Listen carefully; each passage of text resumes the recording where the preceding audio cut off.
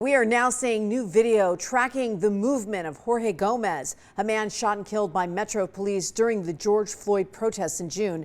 And police say he pointed a rifle at officers. Well, police also say that Gomez was wearing full body armor and also had multiple guns on him. But attorneys for his family say that surveillance videos contradict what police describe happened.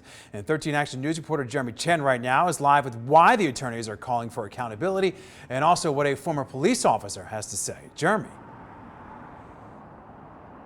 Yeah, Todd and Tricia, ever since Gomez died last June, his family has been calling it unjust and has filed a civil lawsuit against Metro Police. However, a former police officer I spoke with says the new surveillance video doesn't show the complete story of what may have happened. It was another clear use of excessive force by the police. And in this case, again, a person of color.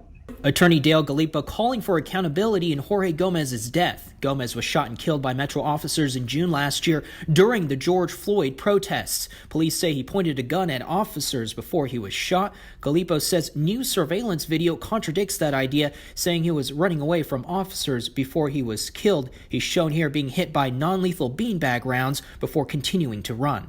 His weapon was never pointed at anyone. In fact, it was never even in his hand. Galipa calls it an example of excessive force. You can't just start killing other human beings, whether you're a police officer or not. You have to be accountable. You have to be responsible. Metro Police released a statement saying in part the surveillance video released today by the Gomez family appears to be the same video that the LVMPD gave to the family's counsel. The video was originally obtained by the LVMPD and is one piece of evidence that's being evaluated in the ongoing investigation. Tom Gleason, a former police officer with decades in law enforcement, says the surveillance video doesn't tell the whole story. He says it doesn't capture what the officer perceives at the ground level, which could require quick decisions in a fast-moving situation. With this unfolding very, very quickly, and that is part of what's going on, as well as any kind of background noise and everything. So they have to process it, make a decision, and those decisions have to be made in a split second. He says the officers had to take into account the threat level of the situation at the time. And you have to make a determination. You can't wait till after he's shot or shoots you or shoots a citizen before then you react to that. Gomez's mother pleading with the district attorney to file criminal charges. DA Wilson needs to do his job.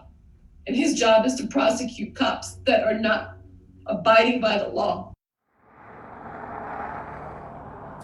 And the family says Jorge Gomez would have turned 26 today, and there is no body cam footage of that incident. Jeremy Chen, 13 Action News.